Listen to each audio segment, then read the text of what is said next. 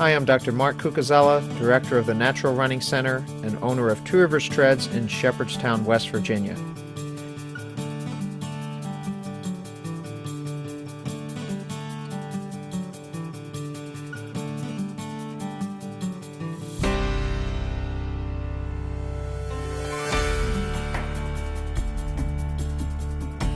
Our goal is to improve your running economy and reduce impact and injury.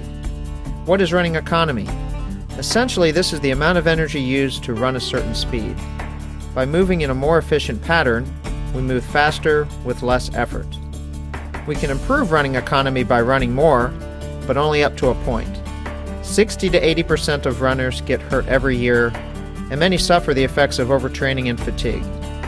If we can improve our movement, we reduce the risk of injury and recover better from every run. So what are the simple principles of running economy? The first principle is understanding and optimizing the elastic component of running. With efficient running, energy is stored in the tendons and returned to forward motion with every stride. Think of this as a spring or strong rubber band. As long as the spring is stiff and strong, the more it is loaded, the more energy returned. The spring attenuates shock also, as well as reduces the muscular work of running. Think about jumping rope or watching an animal hop in nature. Let's look at the gait cycle. When the foot hits the ground, the glutes, quads, and abdominals activate to support and stabilize the hips, spine, and pelvis. It is critical that this action happen quickly and with strength. The posture is tall. The Achilles, plantar fascia, and calf load elastically as the hips extend rearward, also loading elastically. When the hip is fully extended, the knee reflexively drives forward. The faster runner will facilitate this action with an active knee drive forward to complement the recoil. Once the knee is moving forward, just let it go. The momentum of the knee recoil causes the lower leg to fold under the thigh, shortening the lever. The foot is not picked up by lifting the heel with the hamstring. The hamstring activates to control the forward-moving foot, and when stretched, will activate the downward drive by the glutes. Next is the critical part of the running stride. When the foot is extended in front of the knee, the runner must activate the glutes to bring the foot down under the center of mass, thus effectively loading the spring in the proper vector. The more powerful the downward force, the better the elastic return. This is free energy. The body has a slight forward lean to maintain the proper line of force, but one must be mobile in the ankle and hips to achieve the proper lean. Do not bend from the waist. We have natural muscle tendon elastic recoil frequency, and this is about 180 steps a minute. This is the same frequency you will see in children while skipping rope, and this facilitates the elastic recoil. 50% of energy is stored and reloaded if the cadence is optimal.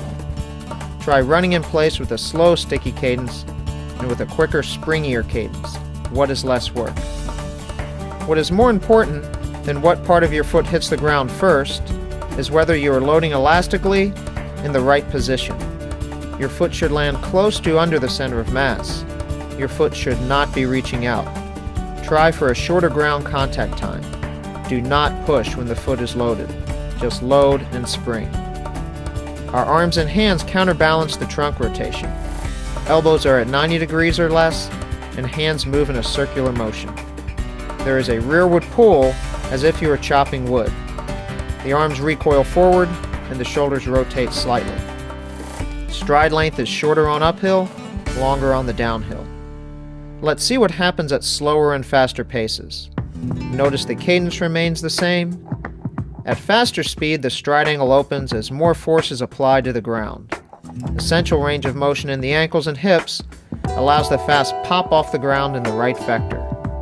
From the back view, we see an aligned pelvis and leg and minimal crossover in the legs. The foot lands under the hip, and with a strong hip and core, the pelvis remains supported. So let's review the essential features of natural running. Run tall with a proper posture. We say you can't fire a cannon from a canoe, so the inner core must be strong and stable. Planks, bridges, and a shoe with more proprioception optimize this.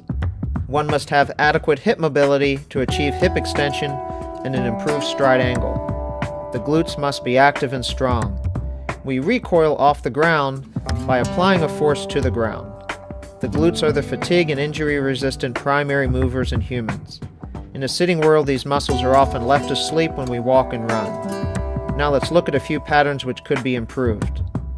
Notice the feet landing well in front of the knee, the dorsiflexed foot, the lack of hip extension, and the short stride angles. In this pattern, which we call prancing, notice that the foot is loading well in front of the center of mass. This uses a lot of energy and is not elastic. The head forward pattern is inefficient as balance and spring are compromised, and one tends to bend at the waist, so losing energy from an unstable core. The back seat runner is not using the force vector forward, has little to no hip extension, and leaks energy from an unstable core.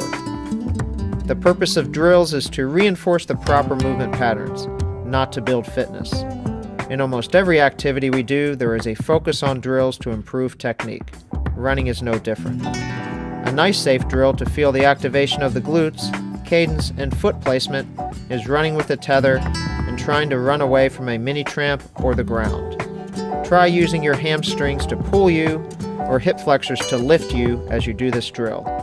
You'll find it inefficient and difficult. Progress to pulling a tire or a sled if you wish to enhance the drill. The razor scooter is fun and is a great practice for foot placement and getting the foot to the ground in the right vector, as well as extending your hip. Try doing this in the heel strike pattern. It does not work. Running with a jump rope is also an amazingly simple drill for posture, balance, and rhythm. It is very difficult to overstride while doing this.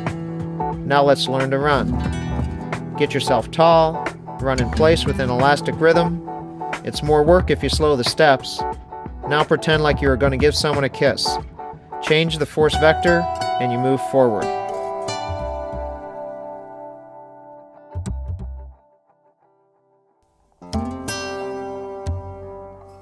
Thanks for watching, and please go to our website for more on natural running.